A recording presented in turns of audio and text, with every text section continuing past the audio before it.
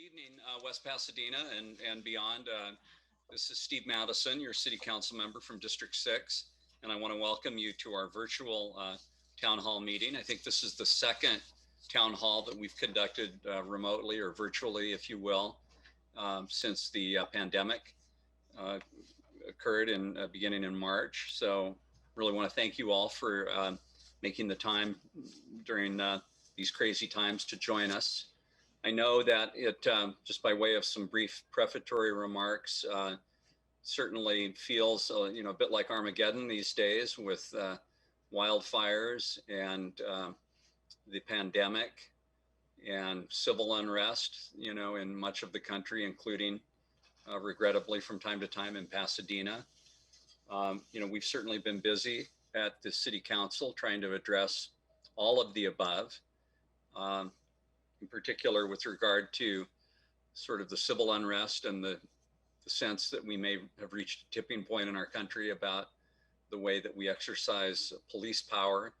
Our City Council unanimously adopted police oversight reform, including a Citizens Police Commission and a professional staff auditor to assist us in ensuring that we have best practices and policies and procedures with our police department. I sit, as you all know, because I've talked about it at length, I'm a former prosecutor. I have a special interest in public safety, which is as important a role as I think the city can play in our residents and all of our lives. So we had public safety last night, a public safety committee meeting. We talked a bit about sort of the details of these police oversight initiatives that we adopted, and we'll continue to do that next Monday night at the City Council meeting on the 21st.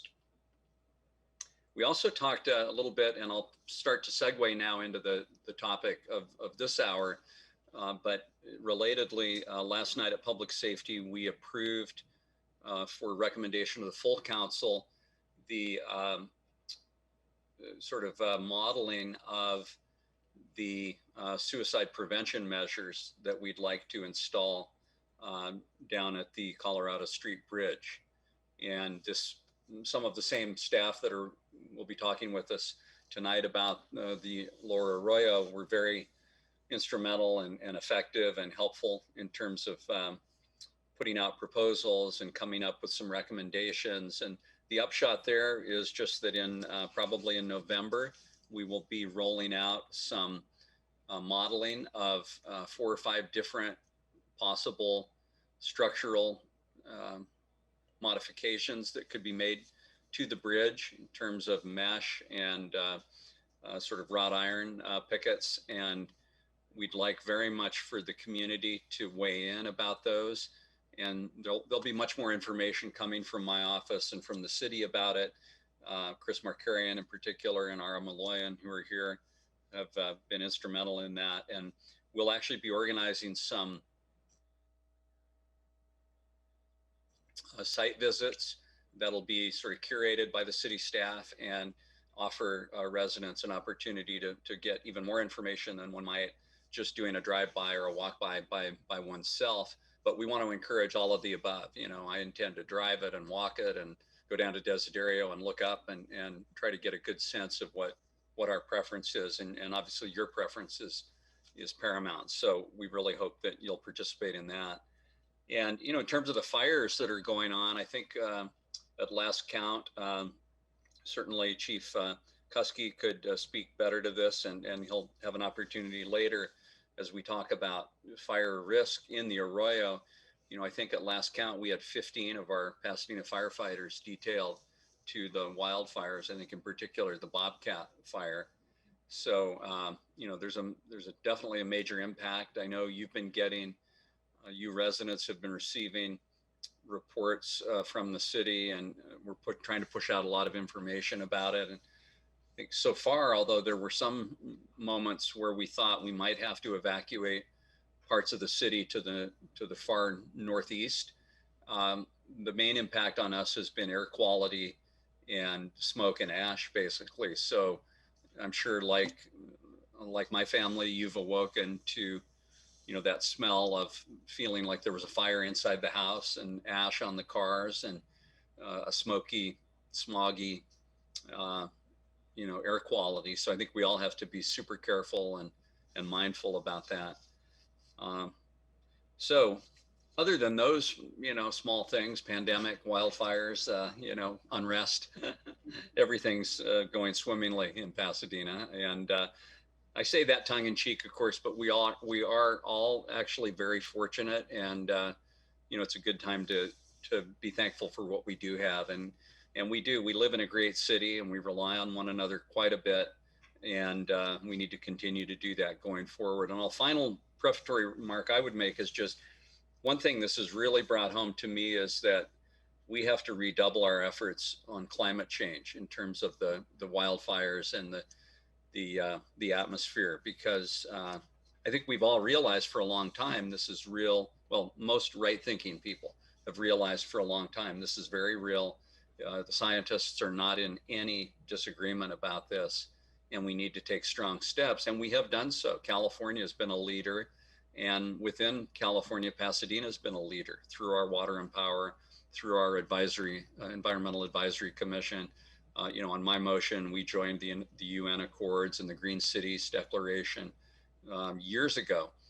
But yet here we are, seemingly in a worsening state. So we may need to take out some of those targets and objectives and goals and talk about them again. And I've asked that that happen formally at the City Council in the coming weeks and months. So, but the matter at hand is something, and I want to say, and I'm sure I'll say this again later, that I'm super grateful to the staff and all of you for participating in this. You know, the Arroyo Seco is really important to all of Pasadena and beyond, but it's especially important to my city council district. And, you know, there's so much history in the Arroyo, so many different passive recreational uses that are critical to us.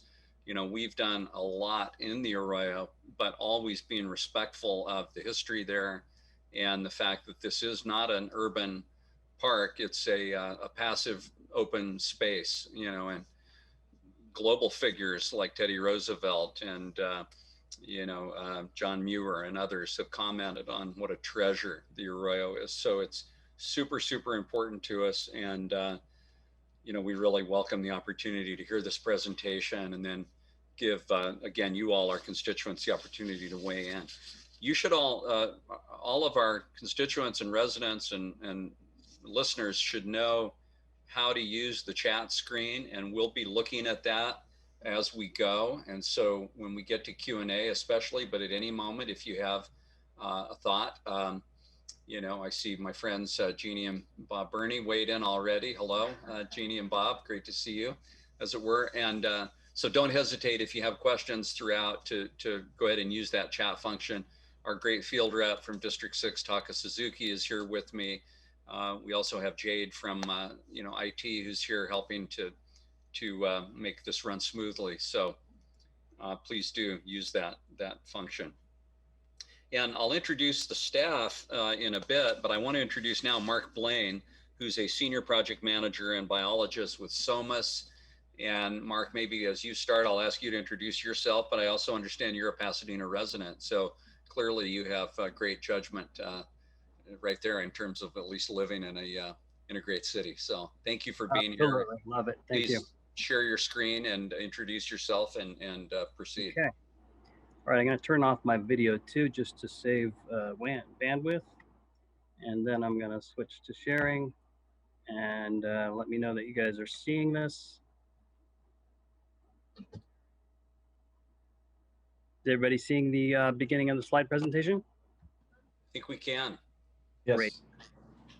Okay, so again, yeah, my name is Marc Blain. I'm a biologist with Psomas, and I've been doing this kind of work for about, well, my whole career. I have a degree in restoration ecology and a master's in propagation and arroyo in terms of East Coast restoration, and then wildlife biology in Southern California. So let's go ahead and get started. Let's Let's go to our first slide. How's this going to work? There we go. Hayden, would you like to go ahead and take this part? Yeah, I can go ahead and thank you very much. My name is Hayden Melbourn. I'm Principal Engineer with City of Pasadena Public Works Engineering. We're overseeing this project on behalf of the city. Just a little timeline for this project. Back in 2017 in June, many of you are aware of the Loma Bridge, now known as the John K. Vandekamp Bridge. Project was completed. As part of that project, the staging area for the construction was not part, and subsequent reestablishment of the habitat in the area was not part of the project. So in June of 2019, a Lower Arroyo Habitat Restoration Project was created and fully funded as part of the FY20 CIP. On March 2nd of this year, we entered into an agreement with Psomas to complete professional services regarding the environmental documentation as well as the design that you're about to see here tonight. In July, we disseminated plans to several of the community groups and direct vicinity of the project, most notably the West Pasadena Neighborhood Association, La Casita Foundation, Arroyo Seco Foundation, and the Pasadena Casting Club. We've had several site walks with community members to address some of their concerns and answer their questions and educate them about the whole process that we went through in determination of what we're actually doing and what we're trying to accomplish. And Mark will go into those details as well. Most recently, we've had two site walks, one on Tuesday and one this morning with several members of the community, including our UFAC. Back in September 1st, though, a few weeks ago, we did meet with the Rec and Parks Commission, and they have supported the project as presented here tonight. We can go to the next slide. And I'll hand this back over to Mark. Okay, thanks, Hayden. Okay, so I'm going to move pretty quickly and to try to spend more time on certain sections that seem to be the most important based on the feedback we've been getting. So real quick, it's just basically, this is a photograph.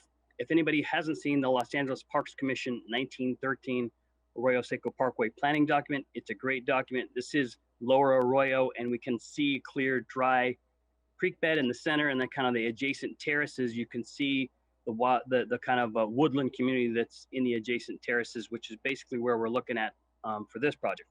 Again, another image from that same document, very special. You see the arroyo, and in the on the left, kind of centered, you see a couple of sycamores, and on the right, also in the background, you see willows, which you can tell by the leaf shape, not so much by the color, obviously.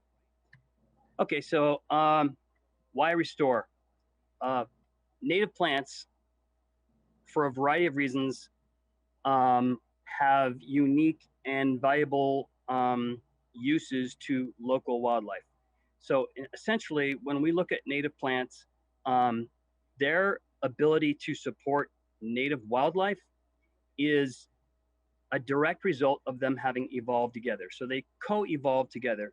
When you have coevolution, you have species of plants and animals. This includes invertebrates as well. So all your insects, which are extremely important and being recognized as more important every day. And this relationship between the two of them, because of their coevolution, doesn't exist with non-native species. So it's one of the things that's so important about native plants is how they support native wildlife. If you look at, say, an acorn woodpecker, which we have locally, those acorn woodpeckers in another location without acorns wouldn't know what to do. Similarly, some non-native species don't know how to use acorns in our area because they didn't co-evolve together. Another item to mention is just cultural values. There's indigenous communities that have value in what was the original evolved plant communities that occurred here. And even more importantly, just as a legacy for future generations, we're not just looking at what needs to occur, what we'd like to have occur here because what we'd like to see, but what is most important to retain the values and the health of the Lower Arroyo for future generations. We all know that when we plant a tree, many times we never get to sit on a bench underneath that tree. It's going to take much longer, but we do it knowingly for future generations. On the lower right here is a picture of a wild rose, which is in our mix of species that would be used on the project site. You'll see some of it actually, that I pointed out during the walk that's near the casting ponds, up near where we talked, for those of you who were with us. Okay, so although non-native plants can provide some limited benefits for wildlife, the value of native vegetation is significantly greater. So we went over this in the previous slide. In particular, when it comes to vertebrates, we know that native oak woodland has greater than 500 species that are specific to that community type. Those species are not able to persist in other scenarios without those same plant species that they co-evolved with. Many non-native plant species are, well, actually, let me back up one second. In mentioning the value, non-native species do have value in that there's still structure. We still know that a bird will come and land on that tree. You'll even get nesting in that tree, and they may have some resources get used. It's just that the native trees are just a far, far greater use and has greater value for a greater number of wildlife species. Many non-native plant species are invasive and tend to outcompete our local native plants for space, light, soil moisture. We know that some species are non-invasive and they're not so much of a problem because they stay in your yard. Other ones proliferate when they leave your yard, and those are the ones become problematic. Some non-native plant species are highly flammable. We're all aware of that. In particular, eucalyptus is one of the big ones. And by removing non-native plants, native plants can become established. So that's the number one thing here, is just by taking away non-native plants, you create the space for native plants to move back into that area. So the project proposes removal of 106 non-native plants and trees. Some of these are just small grass or seedlings even, and a removal or prune of 11 dead trees. These are trees that are snags, and if they're too tall or tall to a point where they would fall and land on a trail, then they're being partially removed. They're being trimmed down to only halfway so that that can't happen. But the woody material that might fall into the stream has its value. So as you can imagine, in any normal forest, there's always downed wood, and that's part of the ecological system that's important for a whole suite of species that are important to that community. The resulting woody debris that would come from those removals would be used as kind of barriers, natural barriers scattered along the edges of some of the planting areas, along the trails, and some would be left out as habitat value in the kind of planting areas. So snags have value too. We went over that. Replace 22 mature trees. So actually, based on UFAC's definition of a mature tree, which is a 19-inch DBH, diameter at breast height, we are replacing and planting 42 trees and removing 22 mature trees. Project also proposes removal of non-native herbs, which are essentially your weedy materials. You can look in the lower right, all that yellow, greenish yellow you see is mustard, black mustard, highly invasive. This particular area would have removal of all of those weeds. Further back, straight in the center of that trail, you'll see there's an olive tree there that is one of the removals, and all around it you see two other species. There's a sycamore trying to get through there and an oak tree that are trying to get through there. Remove trash and man-made debris. There's not much of it. Decompact soils where necessary. This is really only near the bridge where construction resulted in compacted soils that need to be broken up, decompacted. Next slide.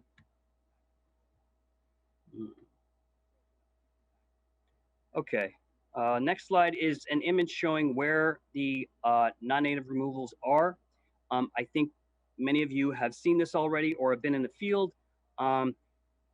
This map is broken into two. This is the northern area, and there'll be a southern one coming up next. And this shows what species they are. And they're pretty much scattered throughout. These areas that are not part of the core planting area are essentially buffer areas. And these buffer areas, you try to remove as many non-natives in your buffer areas because it increases the potential of successful restoration in your core area. Your actual core area is what you see outlined in red. So we call that area 1. The idea with area 1, it is the highest priority for non-native removal, area 1, because you're putting plants in, doing active restoration, and you're trying to get your highest degree of success. So here's our next one. So this is the southern tip of that, where you can see it stretching down a little bit further on the right side of the channel there.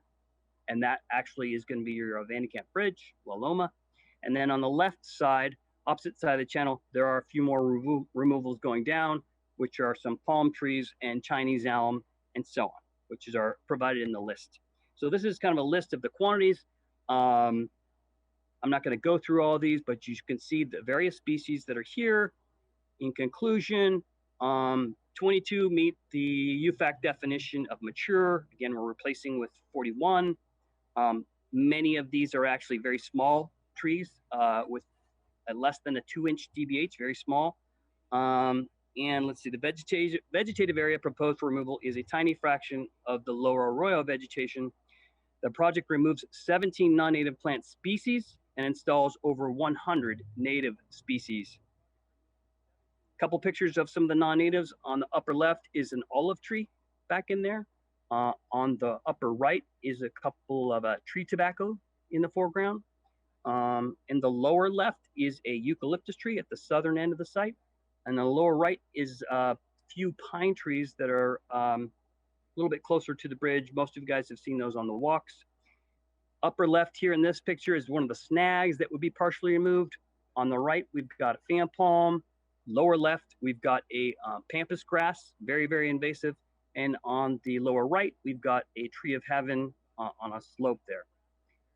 This is an image from the bridge looking down. Someone's walking on the trail, but you can clearly see the larger degraded compacted area that was used by the project, which would mostly be restored. Of course, there'd be enough room there for a path along the channel that's got about a car's width as it does continually, but then most of the rest of that would be kind of a scalloped shape of restoration occurring. Those eucalyptus that you see on the right are the largest eucalyptus proposed for removal, and then the pine trees that you see a little bit beyond that are the large pine trees proposed for removal. These fall into the category of the 22 mature trees. This is kind of a plan view. Each of these polygons have different types of treatments going on. The main polygon in the center there, kind of two different colors, actually nothing's occurring in there. There are so many native wildflowers in there from some past work that the city has done that would do more harm than good to go in there and remove those. So that's mostly left alone. So where you see the red on the right side, that green polygon down on the southern end, and kind of that yellow polygon that's coming around that southern end too, those are the areas where planting is proposed, which includes oaks and walnuts in this particular area.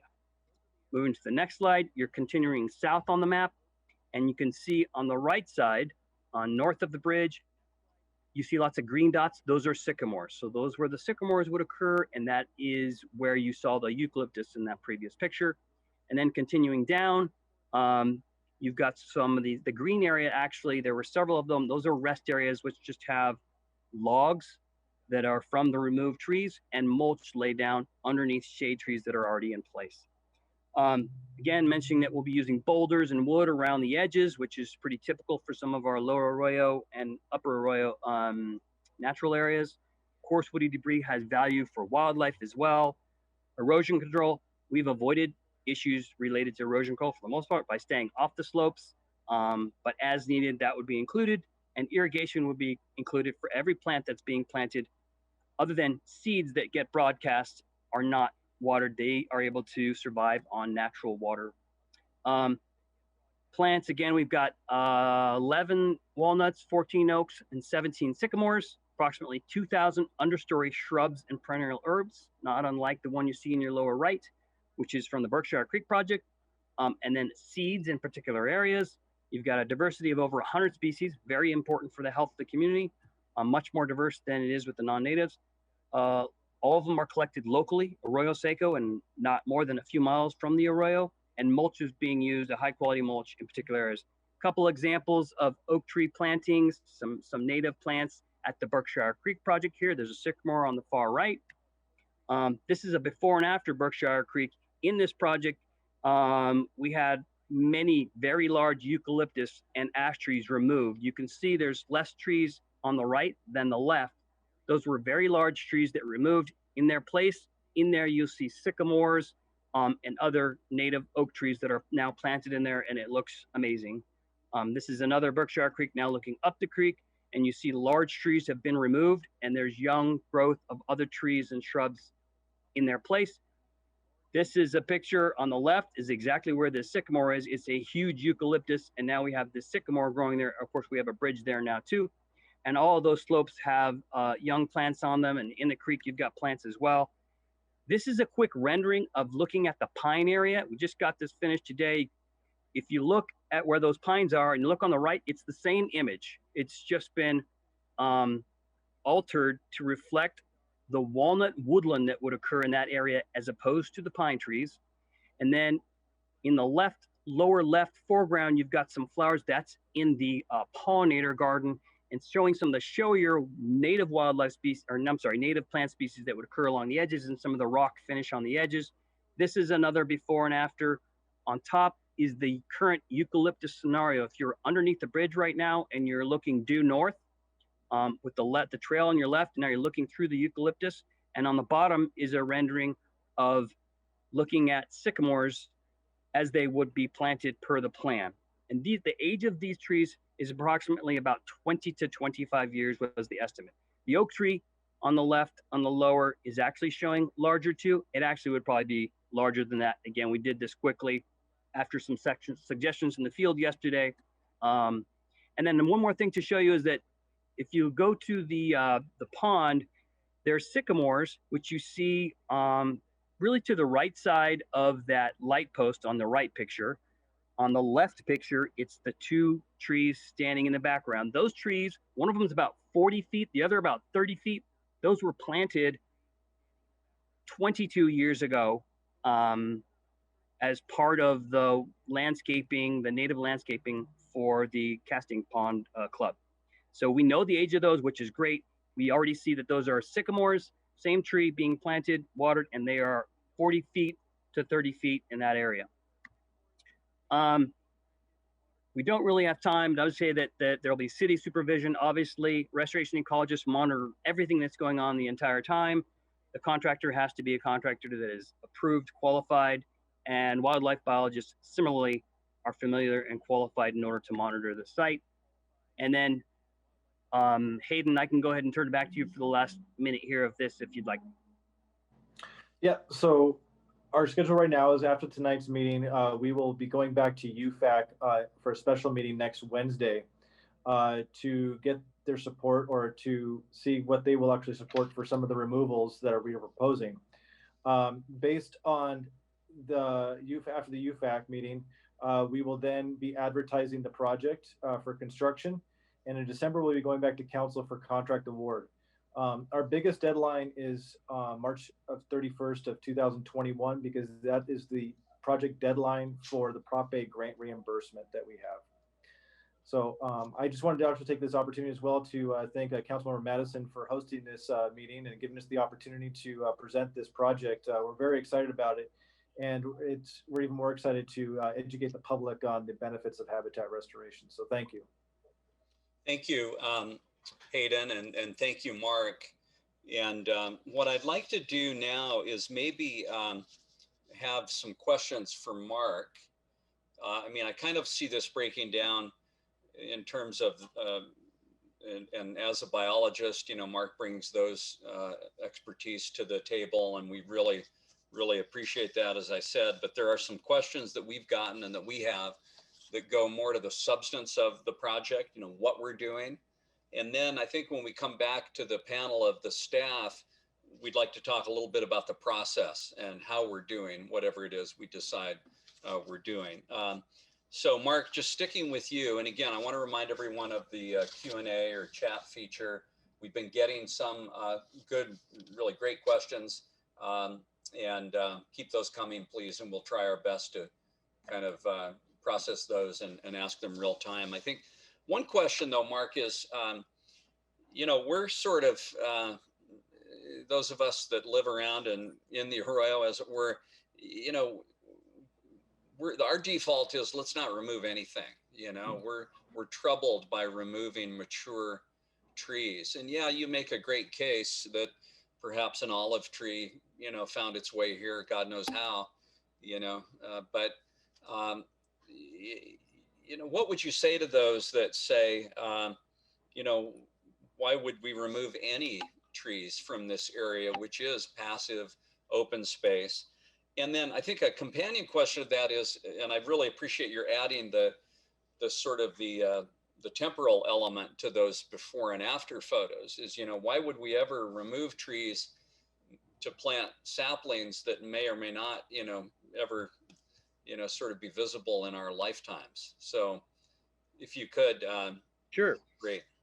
So I would say that when you look at the Lower Arroyo and the vegetation that's there, the question is, you have good, better, and best. And you might ask yourself, what do we want to do with the Lower Arroyo? What do we owe to the Lower Arroyo? And the green trees there are certainly better than lots of things. And we all know and love trees that are even on our properties and neighborhoods. And we don't say bad things about those trees. And those trees have their value, there's no doubt. But down here in the Arroyo, where you actually can have native natural habitat, that is a very rare thing.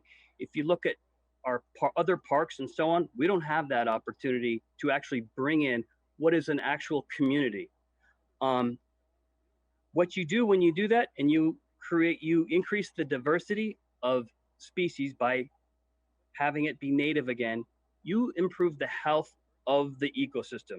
The health of the ecosystem is important for all of the adjacent areas. So do we want a healthier or the healthiest Lower Arroyo that we can have when it's relatively feasible? One of the things we always look at how feasible it is, and lots of things in restoration, they're just not feasible to do. But for the Lower Arroyo, this project is feasible and makes a huge improvement for local wildlife, for local people. Once these trees are growing, again, it's short, to think that the tree goes in small and that's unfortunate, isn't really thinking about how trees grow. Trees grow small. And the benefits of those trees aren't just for us. They're not just for me. They're not just for all of us. They're for future generations. And that's how you plant trees. And that's what was once there.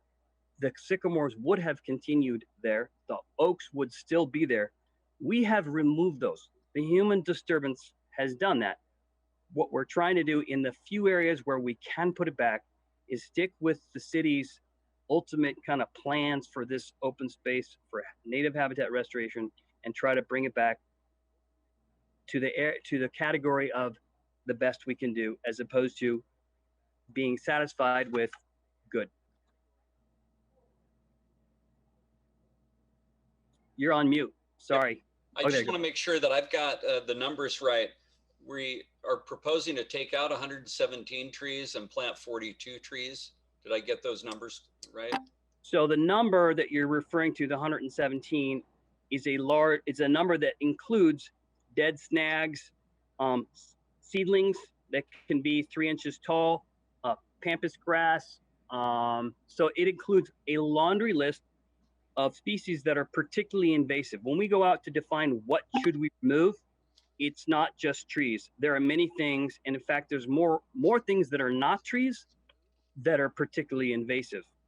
So we look for things that are problematic in the buffer zone and in these areas for native habitat health, and you reach out. So most of these things are not. The things that are trees are smaller trees, except for those 22, which represent mature trees. So again, it's a long list. The 100 includes things that's why it was very helpful on the walk to show people, yeah, this is one, and they kind of didn't even care about it because it's like a little fan palm that's maybe 4 feet tall in the middle of the arroyo, things like that. So trees wise, it's a much smaller number, and large trees is only in the category of the 22. Okay, so you would say the number's 22 mature trees and 42 replacement seedlings or new trees. Okay.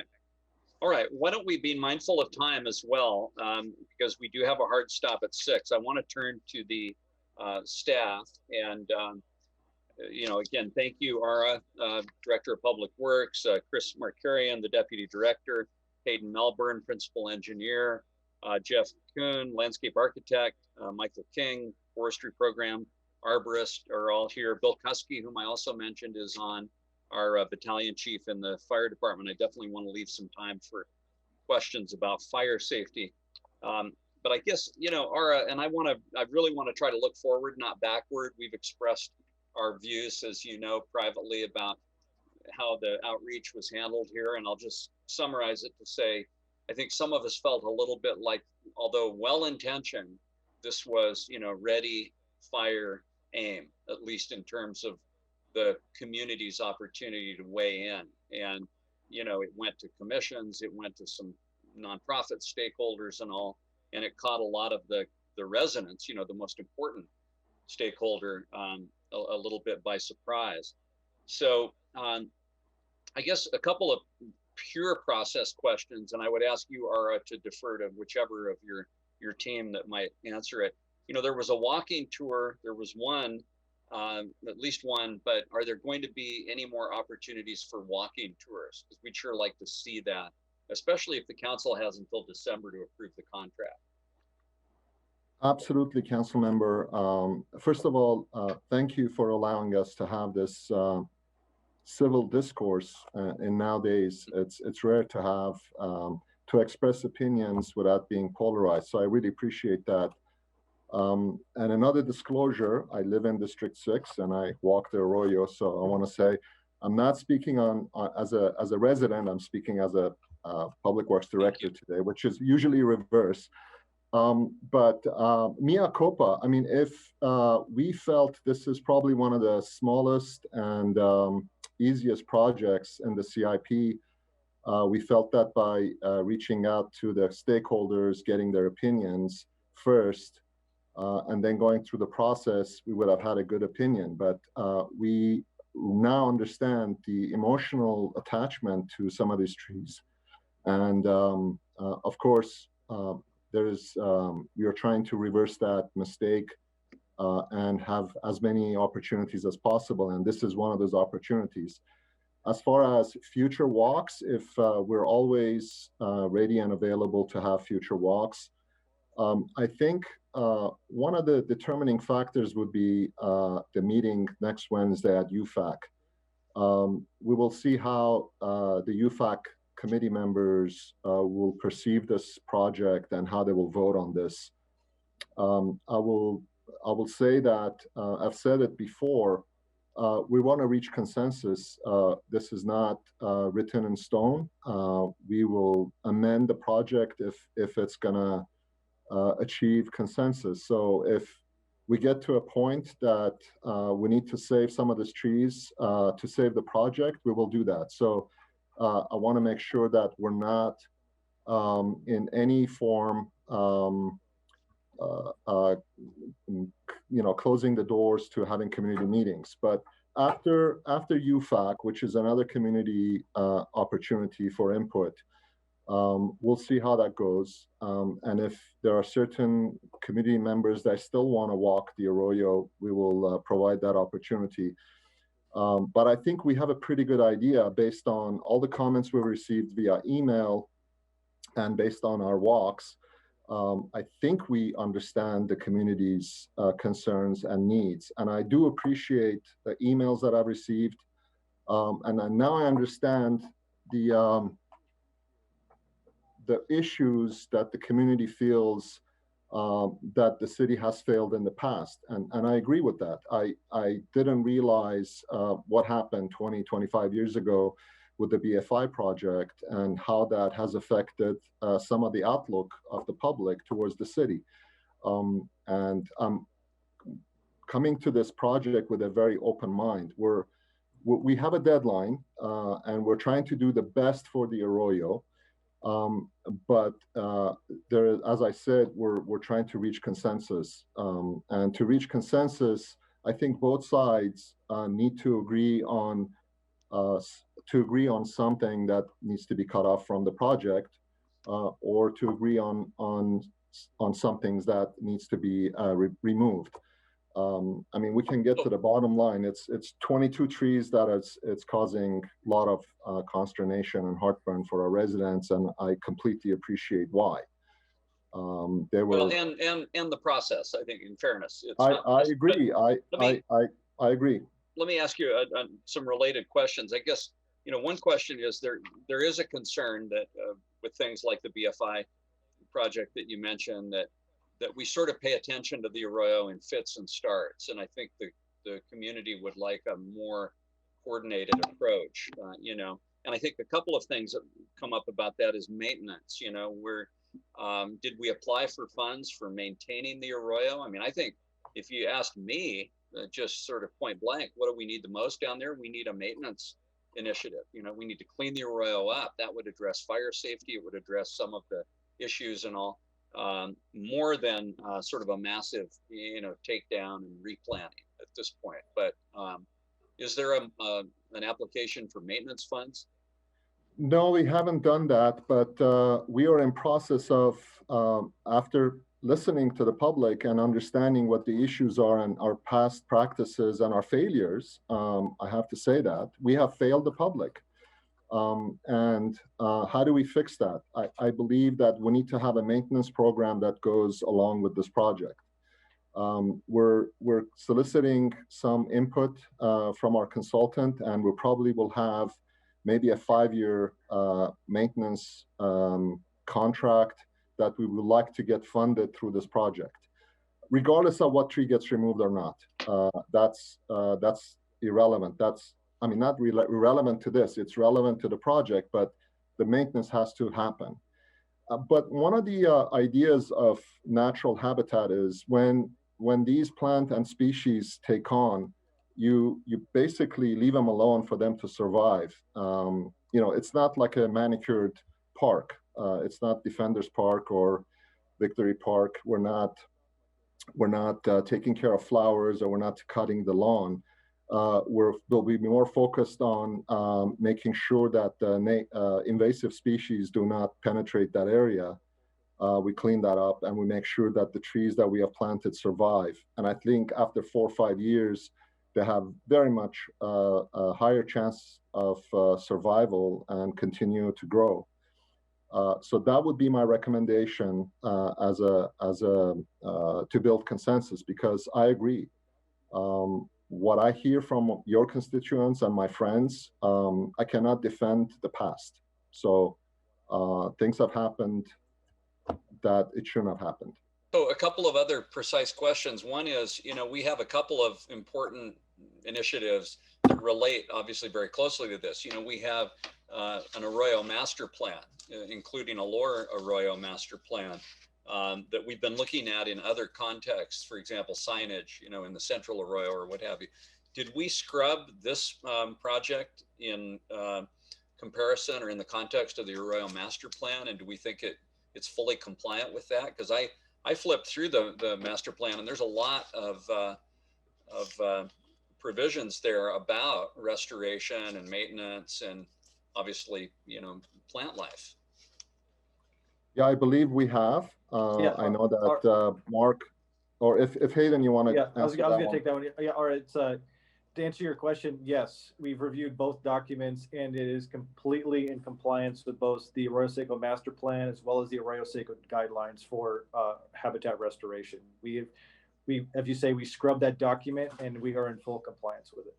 And then I guess the other question is, One Arroyo is an initiative that is out there, and I wonder, was there any crosswalking with One Arroyo in terms of these efforts? Yeah, we were in contact with One Arroyo. We have quarterly meeting with them, but their focus is mostly the trail in Cajamarca or connecting some of the missing trails. It has nothing to do with habitat restoration or what we're intending to do. So their project is completely independent of this effort. But we have basically, when we talked to them originally, when they were going to adopt those two projects in the CIP, this is completely independent of those two projects. So a lot of questions about the financing for this initiative. We've got this Prop A money, I take it, and we completed the bridge now, hard to believe, but it was in 2017. But now we're being told there's a deadline in March. I just wonder if you could amplify a little bit on kind of the history of the funding here.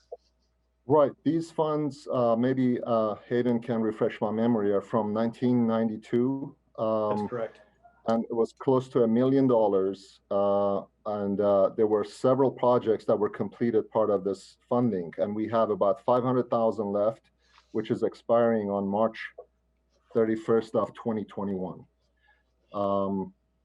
And that's one portion of it. There's about $250,000 of residential impact fees also in the project, but that doesn't have an expiration date after it's been allocated.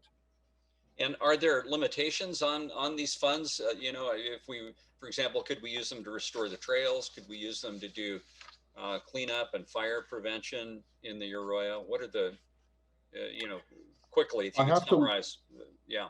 Yeah, we have to look at the grant application, which is a couple of decades old, and look at their limitations. But I don't believe it has to be used for Lower Arroyo. I know that specifically the grant was issued, so it cannot be used in Cajamarca or any other part of the city.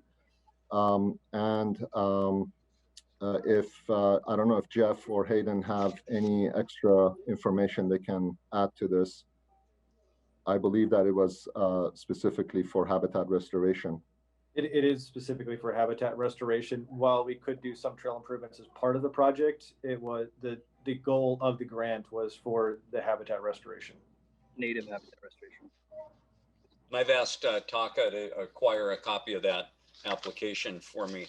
I want to make sure that we cover fire safety. So, you know, Chief Kuski, I don't know if you want to just chime in with any thoughts that you have here.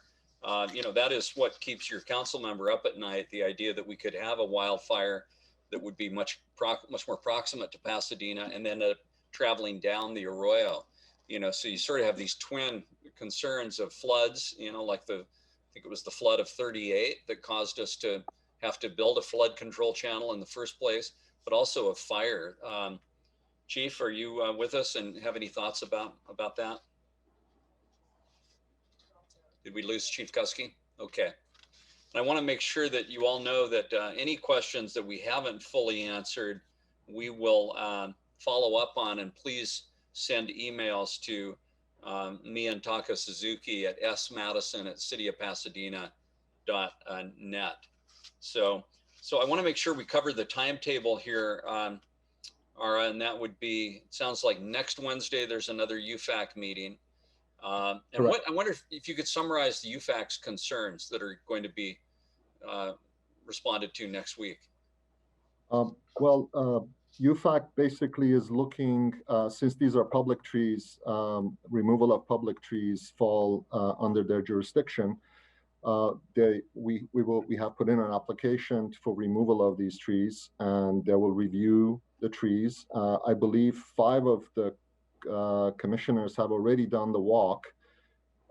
They have yesterday and today they've been part of the tours that we have given with Mark and Hayden, and they will discuss this project. So whatever decision they make, that will be the determination at that time. I probably would recommend to them to bifurcate their voting to simplify, like the trees or the bushes that we're removing and nobody has any problems with them, to vote on that first, and then to discuss different species at small segments. I think that it will be easier to come to some conclusion and consensus, and their recommendations will abide by, and we can quickly adjust our plans to go out to bid after that. And then, but I think I kind of have a sense of where this is going to go.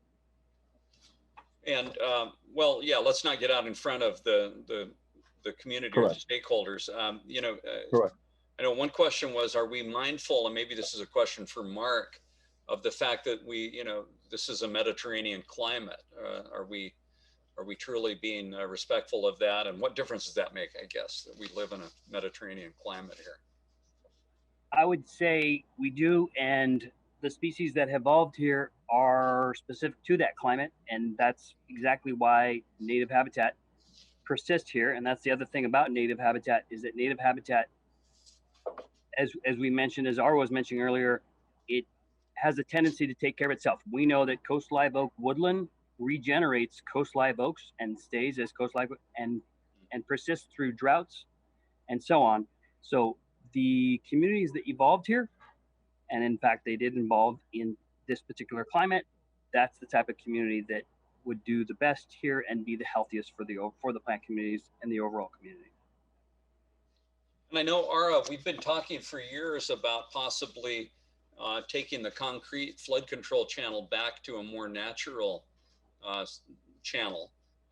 Is that still alive at this point in your view, or is that awaiting funding and direction from the council?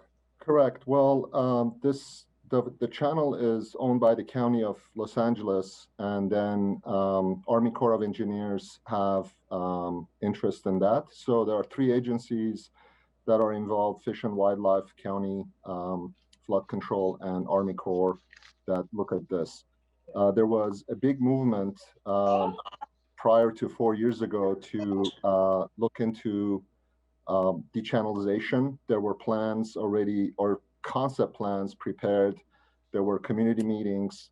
Unfortunately, that process stopped after the elections. There was a shift in funding to Army Corps. It probably needs about a $5 million study fund to look at that. There were a lot of good work done. I think Lower Arroyo is very much a good candidate for that, and that would be an incredible task if that can be achieved, to remove the channel.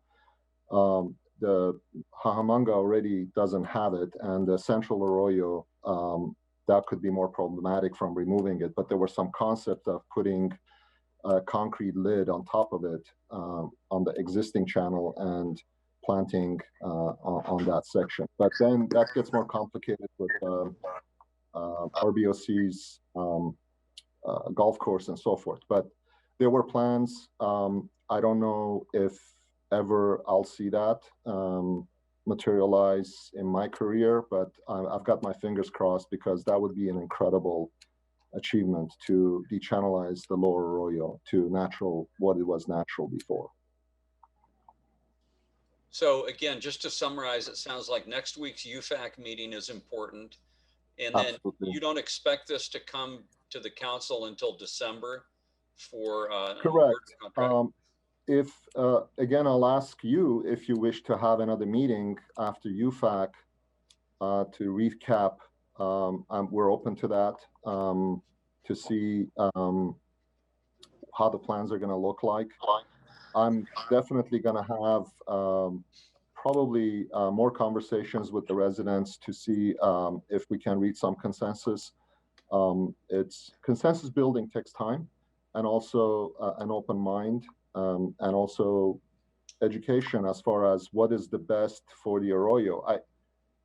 We thought we're doing the best for Arroyo, but evidently we didn't have all the intricacies and the past issues in our minds. As you can see, this group, that's Hayden, myself, and Chris, we're new to the city. We're close to 4 to 5 years with the city, and these are issues that decades old. And the residents don't forget that, and they shouldn't. And it's part of, I would say, accountability. We should hold ourselves accountable for these projects, and we will definitely try to have something in place that's that holds that accountability, and also the maintenance continues. We need to put a system in place for the maintenance. We should look at the community as a resource here too. I know certainly, you know, Absolutely. in my communications, I've learned a tremendous amount from residents who've been deeply involved in these issues and have the history, you know. So I do want to wrap up now, because as I mentioned, we had a hard stop at 6. I'm attracted, Ara, to the idea of more meetings like this, maybe even coming to a council committee before we go back to the full council with it. And so let us give all that some thought. I do want to thank you and your team that's here, and obviously Mark from Psomas. And I want to thank as well, Jade Chang, who I introduced earlier, and Gary DeVore from IT, Hannah Ramirez, Danny Hess, and Charles Winters from KPAS, and all of you for making time for this important topic tonight. And we'll be in touch. And all of you, please take care, be careful with the air quality and with the virus. We're not quite through the pandemic yet, so don't let up in terms of masks and social distancing and the like, and be well. Thank you all and have a great night.